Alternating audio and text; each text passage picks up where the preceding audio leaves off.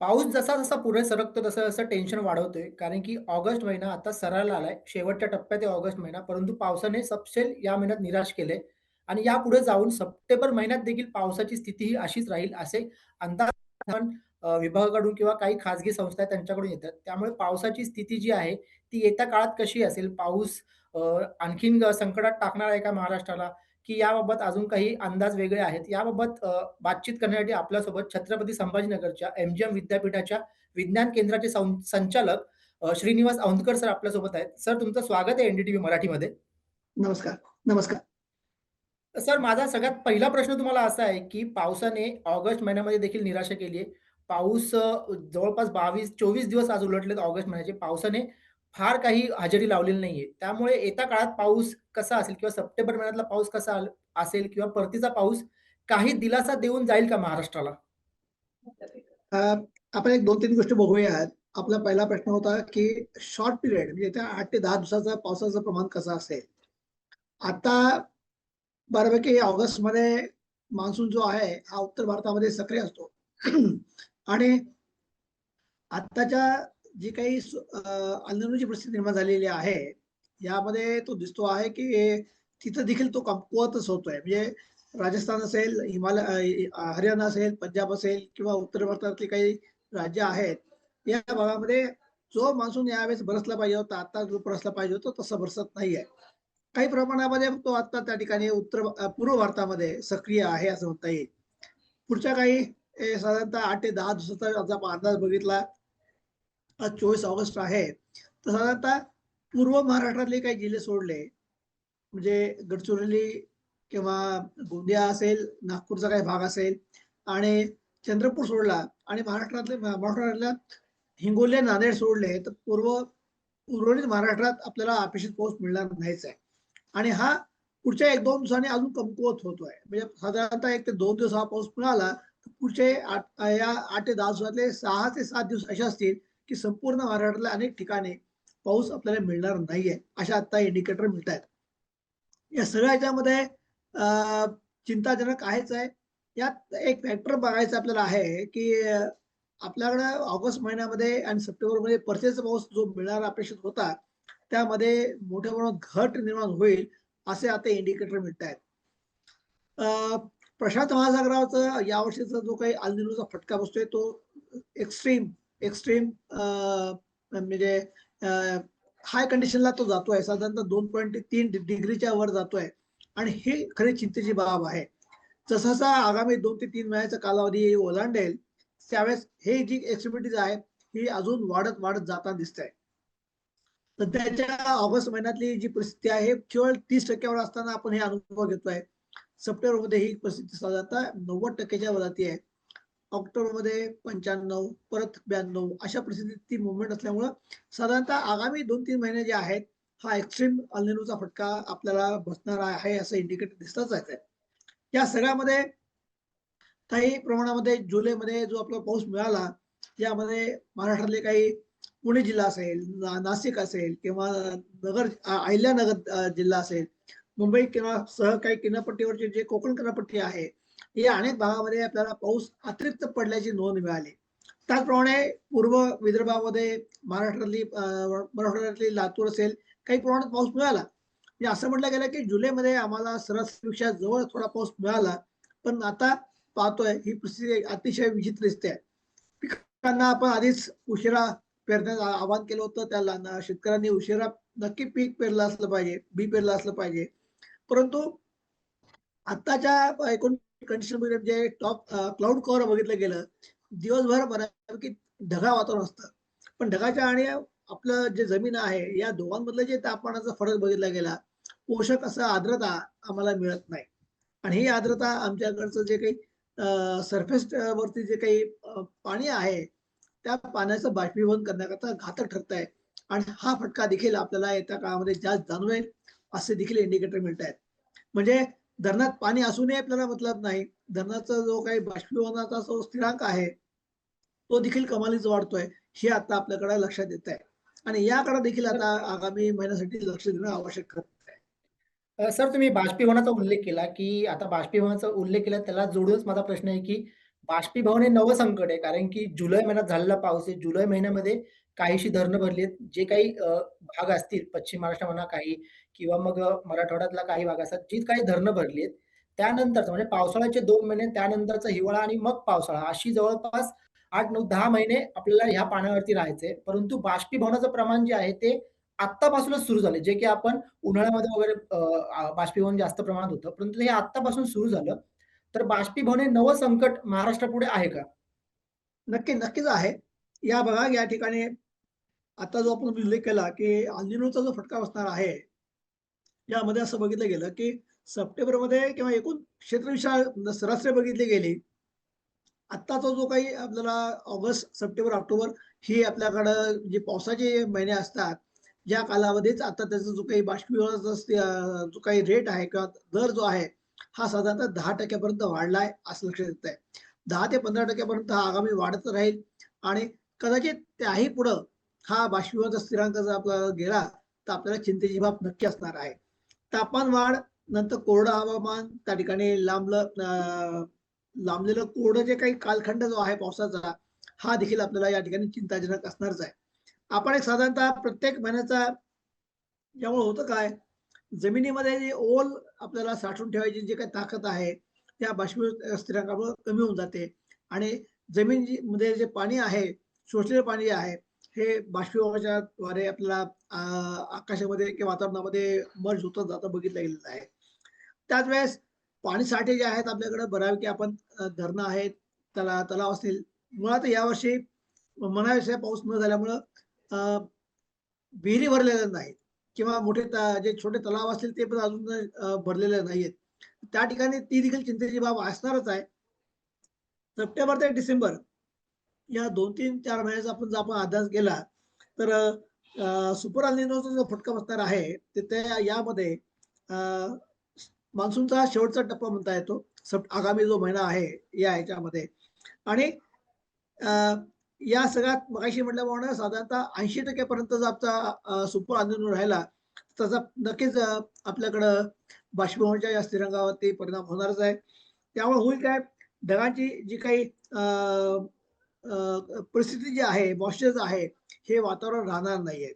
त्याच वेळेस उष्णता वाढल्यामुळं तुम्हाला चटके, उन्हाचे चटके जे आहेत, हे बसणारच आहेत आणि जमिनीतली ओलावा कमी झाल्यास जी आहे, हे आत्ताच सुरू होईल. म्हणजे आपल्याला साधारणतः ऑक्टोबर हीट आपल्याकडे साधारणतः ऑक्टोबर महिन्यानंतर सुरू होते. हा फटका बरोबर. मात्र तुम्हाला जो आहे, हा साधारणतः सप्टेंबरपासूनच बसेल की काय, अशी एक भीती आता व्यक्त होते आहे.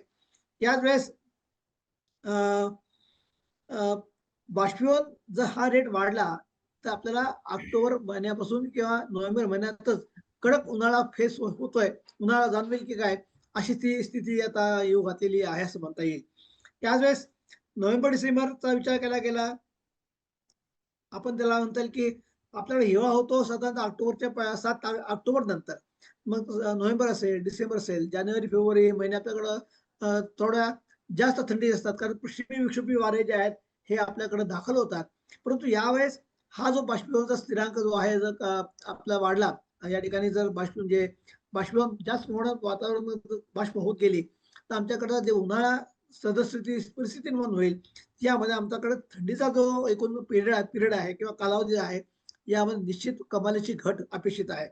आणि या म्हणजे आतापर्यंत गेल्या वर्षी आम्ही जो थंडी अनुभवली असेल किंवा काही वर्षांमध्ये जी थंडी अनुभवलेली आहे, यावेळेस आम्हाला वॉर्म विंटर किंवा उबदार अशी हिवाळा. उबदार म्हणजे हिवाळा. थंडीच्या करता नाही, तर उबदार जो आहे, हा शब्द त्या ठिकाणी वापरला जातो, की म्हणजे सकाळी आम्हाला जी थंडी वाजायची होती ती वाजणार नाही. म्हणजे हिवाळा ते किंवा उन्हाळ्यात जाणवेल आपल्याला. उन्हाळा जाणवेल असं एकूण चित्र दिसतंय. आणि जर आपण आपल्या सिनारिओमध्ये महाराष्ट्राचा विचार केला गेला, तर काही जिल्हे असे आहेत, की त्यांना जास्त मोठा फटका बसेल असं दिसतोय.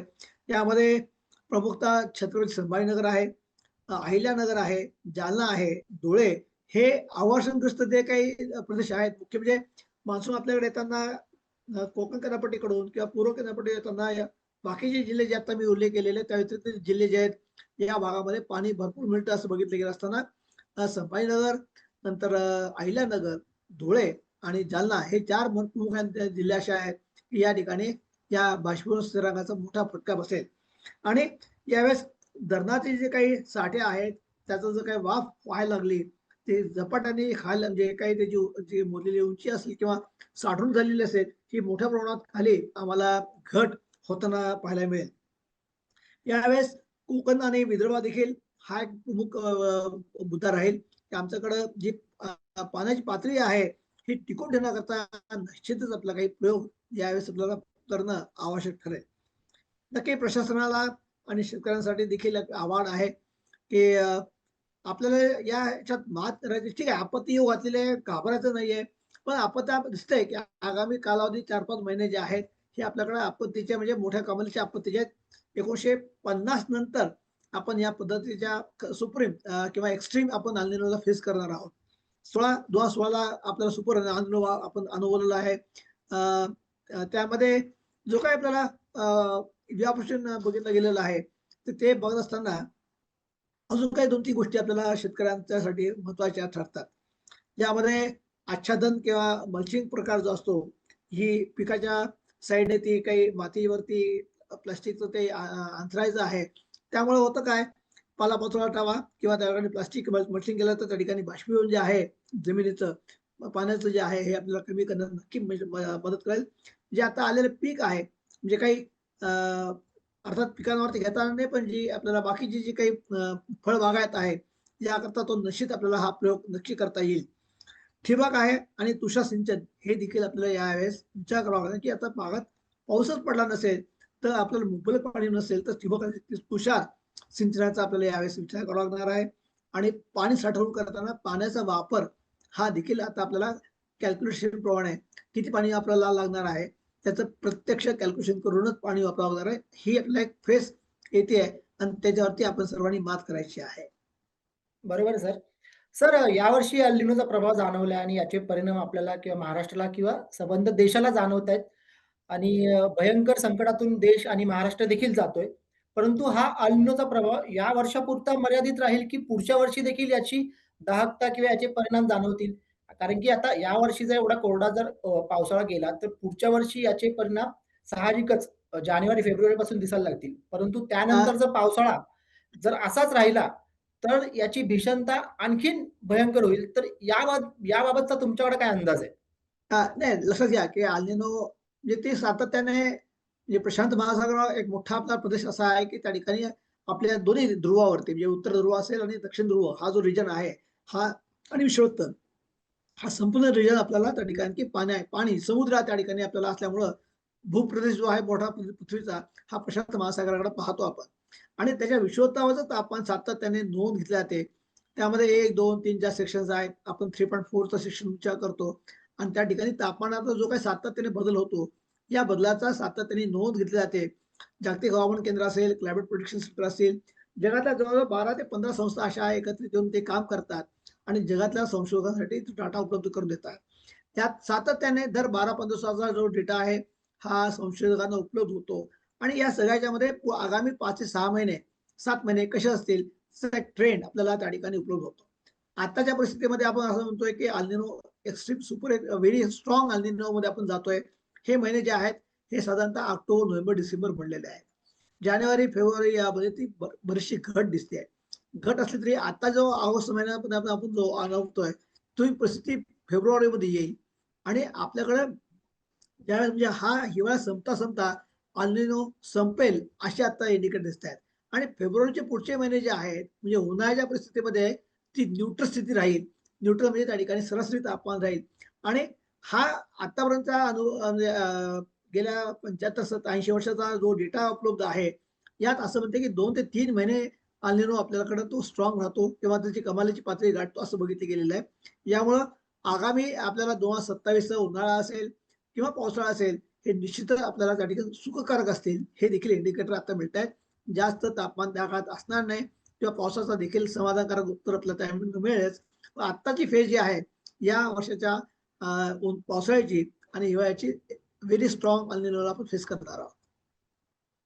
तर नक्कीच शेवटचा एक प्रश्न घेऊयात, की हवामान बदलाचे जे परिणाम आहेत ते आत्ता दिसायला लागलेत, की पावसाचं असमान बरसणं किंवा कमी वेळेत जास्त पाऊस किंवा पाऊस डायरेक्ट गायब होणं.